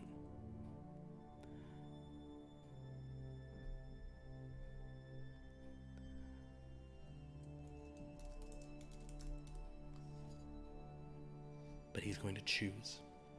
Oh man, he's got to make a lot of rolls really well here, because he hears them talking. He hears Carla saying, "I'm sorry, you ruined my dress. You must think I look terrible." The stone man says, "I've never seen anyone look as good as you, getting so beaten up. I'm probably a messed up guy to think you look good like this." And she says, "No, I want you to think I look good like this." So he is going to first make a performance roll to play dead. 18 on the die is a 21. They're not paying attention to the Soldier of Fortune as the car burns on the road, and the stone man is putting his stone hands on the woman he wants. He suddenly screams, turning away, pounding the ground in his rage, with his stone sunglasses just gazing hatefully at the earth below. "I can't even feel you! I can't even feel you!" Carla says, "I can feel you, baby." He starts, she's touching him. The Soldier of Fortune is just.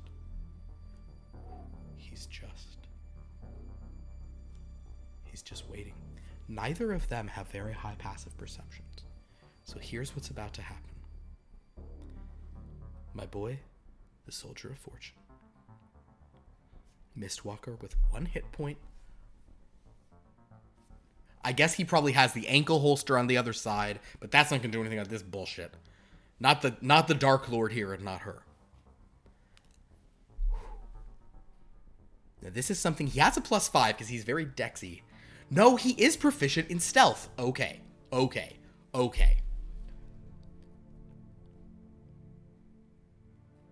I'm going to say, because they're there and there are gargoyles who've come, he's going to have to, even though they're not paying attention, he will have to roll higher than their passive perception to sneak away and not be noticed absent while they're having their weird people love nonsense.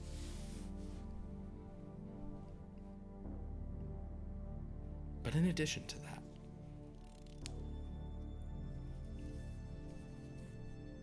well, I'll tell you what, we're going to roll it for him. We'll just roll it. We'll give him the chance. I won't be that mean to Lauren and Zane and Dan. All right, so my guy has. All right, well, he's got a.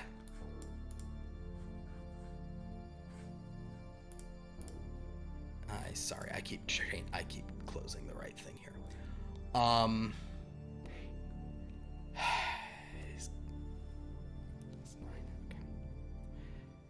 DC of this is going to be with so many eyes and him being out in the open, and a car and so many people here, just for him to sort of like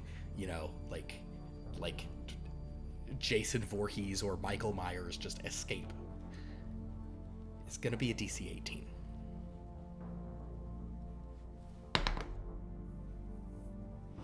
It is a DC he doesn't make. He's off by 3. And that is why, as a special treat to myself, I'm going to offer the Soldier of Fortune a bargain.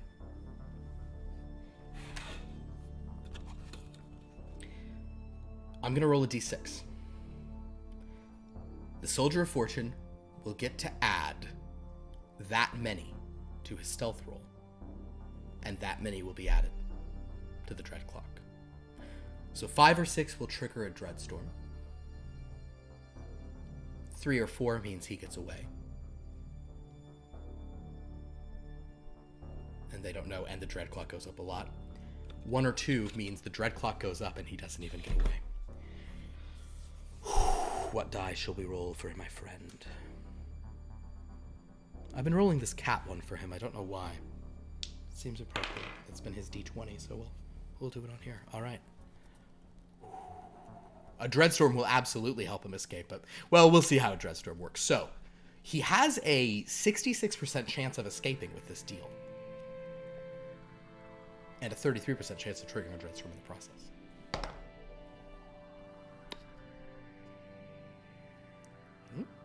A 3. Well, holy lord, that's how I should have just been doing this whole time. That's much easier than... whatever. A 3. So to the number, increasing the dread clock by... uno, dos, tres... call it that. It looks too much like 12. We'll call it there. Yeah. With a dread clock at 11. With 1 hit point to his name. The Soldier of Fortune. God, the fact that he rolled a 20 is the only... Oh my god. Whatever. That's insanity.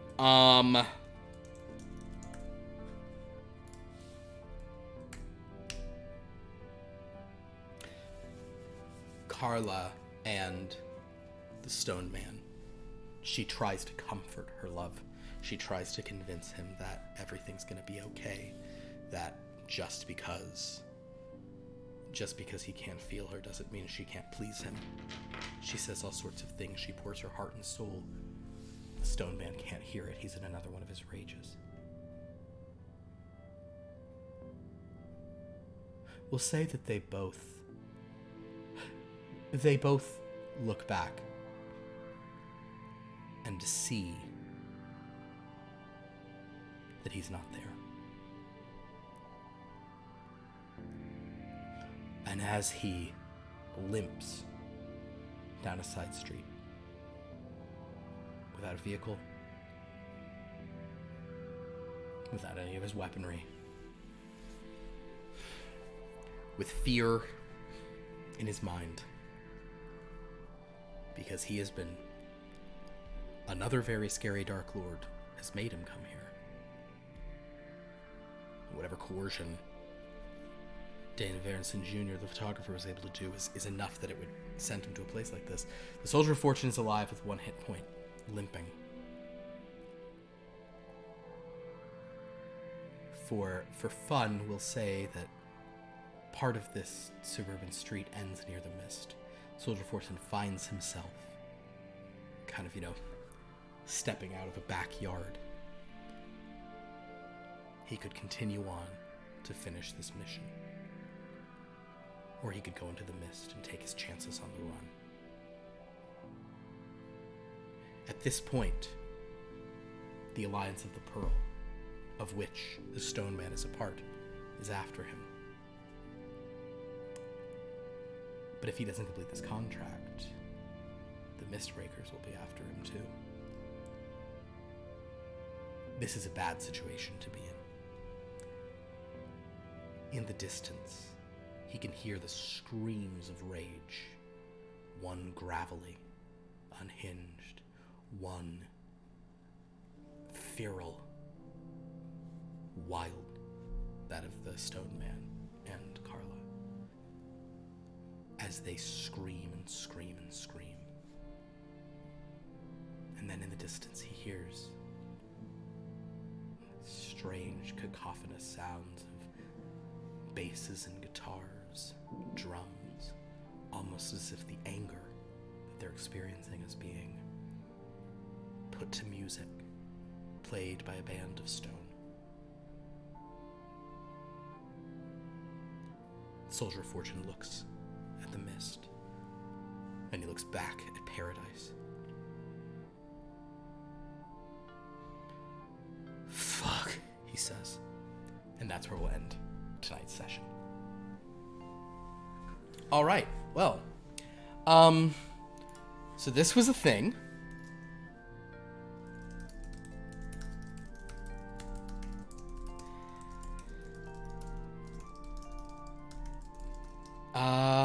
Yeah, I don't know. This happened. Hi to everyone who's just now joining us or who joined us halfway through. So the TLDR of today's game is the Soldier of Fortune came to kill James Breton. Got more than he bargained for in James Breton's barbarian estranged wife. The Stoned Man, after blowing up his own Jeep, The Stone Man intervened because he wanted the guy's body. And because of a natural 20, the Soldier of Fortune escaped and is in a very bad way. Stuck between, basically... Oh, he really is. He's stuck between a rock and a hard place, in the sense that the Stone Man is the rock and Voluptua is the hard place. Okay, so, in any case, that's fun. Well, this was fun. This was a very strange little experiment. It is hard to sort of just do this without any, just saying nonsense the whole time. But I hope, nevertheless, that this still felt like a chapter of Blood from a Stone, and gave us some information about some of these crazy characters. I think I saw this popping up on my phone. I wasn't checking this part because I don't have it up on the computer. I appreciate we've had some people research the Soldier of Fortune today because of I think during game even people were putting that in. So yeah, so perhaps he'll wind up being there. And I guess I'll use that as a quick segue to say yes, the next game you will see on this channel, we don't have anything on Sunday, but then on Monday we will be back for a sort of like a holiday break. Only a few students are going to be at campus. So we won't have the whole group, so it's going to be sort of a smaller thing. We might not even go into an elevator, but we're going to do some more with Lost Lore Academia. And everyone, if you want to participate in the Lost Lore Academia, downtime stuff, it's been really fun. I've really been enjoying it, and it's kind of changing, and we're sort of figuring it out as we go. So yeah, please come and join us for that on Monday, and join the Discord and just ask any questions. I changed my name on there. There's a limit to how long your name can be, because I wanted to give myself a lot of little things. But basically, there's so I am now Long Lost Lore Philip GM, just trying to be as clear as possible about that. So message me for any questions about that stuff, or if you want to join in the downtime. Basically, each day people can post up to the downtime, and collect characters for them from all these other shows. So it's been super fun. Right now, Jacket Girl is there's a push for Jacket Girl, but that kind of eased off today with some people going for some other things. So a lot of fun there. So that will be on the 2nd. Then I believe on the 3rd we will have a Gray in the Dark. I think we're coming back then. If not, we will come back a week from them on the 10th. On the 8th, we won't have Here Be Dragons yet, but we'll have something that night. Maybe it's just like a chat. We might do a chat about our Star Wars games on that Sunday. And then probably the 15th, I don't think that will be...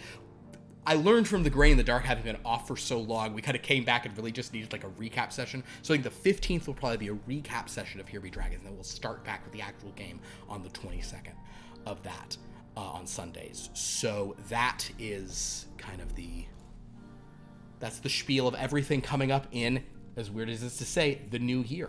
This is our final stream of 2022, and I was all alone, except for all of you wonderful people here in chat. And including many of our players. So this is great. I don't know, anybody throw out any questions here for a second. I'll probably sign off in a moment, but if anybody has questions about craziness tonight, I'm gonna hold and let you do that while I just jot down some notes while they're still fresh in my mind about what the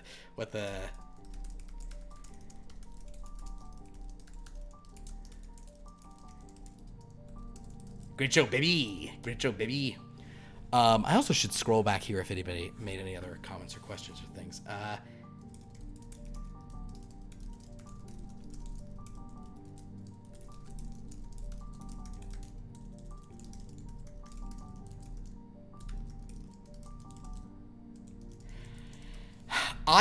So actually, I will talk to you about this Book and Dagger, because I do think that, so if Carla had killed him, honestly, I knew the Stone Man could potentially show up after enough rounds, and that's the other thing about D&D. It's like all that happened. I guess tonight's game was literally only a minute. I think I'm sort of backing off of that because that always bothers me about 5e. So this was like a fight that lasted a few minutes. But I would say that had she just killed him, he would have been dead. But when the Stone Man's there, recognizing him as a Mistwalker, he would want him dead, but he'd want him recognizable. He'd want proof that there's some political stuff going on. So that actually was him stopping her in that moment made some sense for the stuff. Nevertheless, I did think he was going to die here, and just there'd be like a body to sort of show around, because he didn't want that guy as pulp. He needed sort of some proof of stuff. But the 20, him rolling, that was the most critical thing. And of course, did I kind of help him escape at the end there? Well, I did, but for my own reasons. Turn 3, it was sort of exhausting, but in a fun way, I think.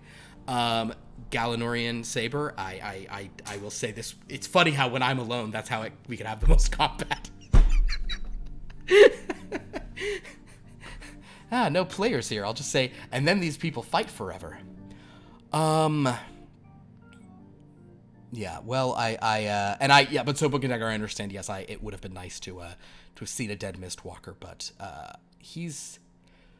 I doubt he'll have time to heal. He already used his sort of second wind situation to heal a little bit. I think he only gets one of those right now. If he gets another one, he'll use that. Do you get multiple second winds? No. You just get one per short rest. Starting at 17th level, you can do it twice for a rest. So... No.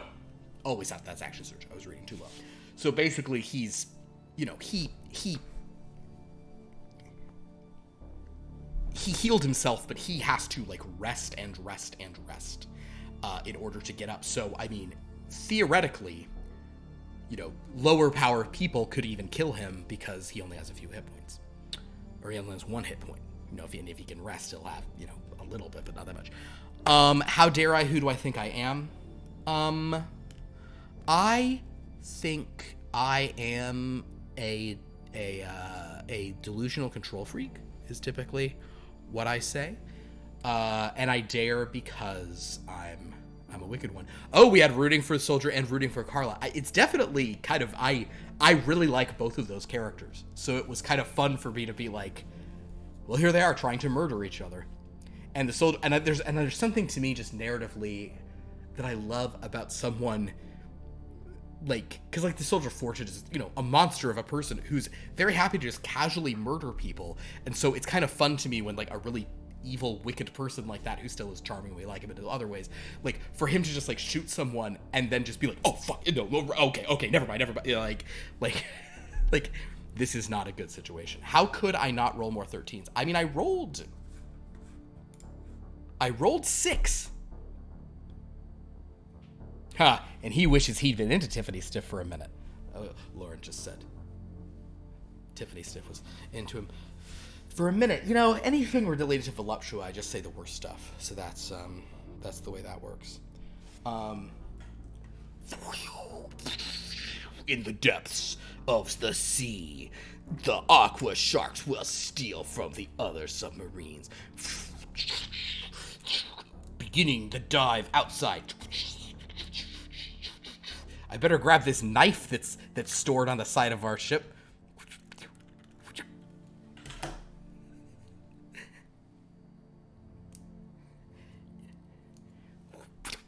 Oh wait, oh shit, look. So, okay, so first of all, propeller spins, obviously that's cool, but it's got little flippers on the back, but they can go on the dudes.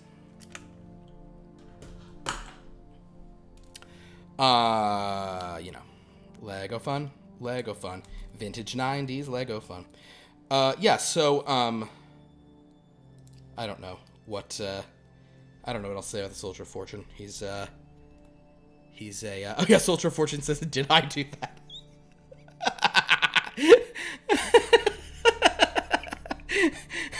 I really like the idea of Soldier of Fortune like shoots someone, they turn around in a rage, and he goes,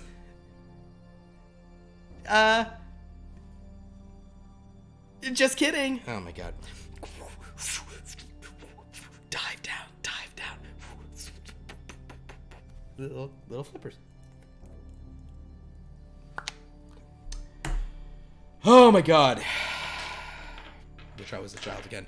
Oh, I'm gonna rant about another thing. Or not rant, but like, you know what else was fun this week, guys? I was, hey, I don't know if you heard about Southwest Airlines having some problems this week when they canceled all the flights, including the one I was gonna take to get back here, and I had to take a different one on a different airline. So it wasn't stressful the past several days, but big shout out to Lauren and Zane for helping me get home once I got back to California. Well, I'm pretty tired. I think that's all I've got in me. This was amazing. Thank you for joining me for this. I'm glad we did this. I don't think this will be a usual thing by any means, but I'm glad we tried this, just as a weird experiment. We will see you next week for Chapter 79. We'll see you on Monday for more Lost Lore Academia, and we'll see you on Discord for all sorts of chatting and fun. Appreciate every single one of you. Wonderful times, wonderful people. And until next chapter, have a dreadful night.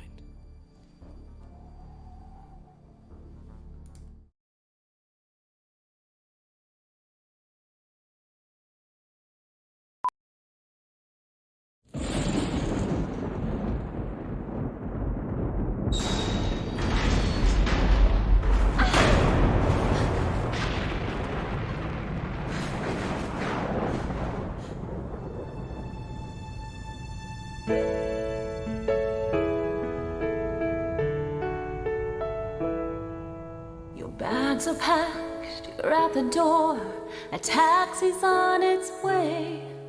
There's nothing left to say, I'll give you back the ring. Don't look at me like that, you had to know it ends like this. Couldn't you feel it in my kiss? Not happily ever after anything, but don't give up. Not for 1 hour. The game's not over. You'll be fine. You'll find a way to up your power. What you're looking for is in another castle down the line. I feel like we've been running through somebody else's dreams. It isn't what it seems. I can't keep up this game. You're looking for someone to rule a kingdom by your side, but I'm nobody's bride. You need to know you're never gonna change.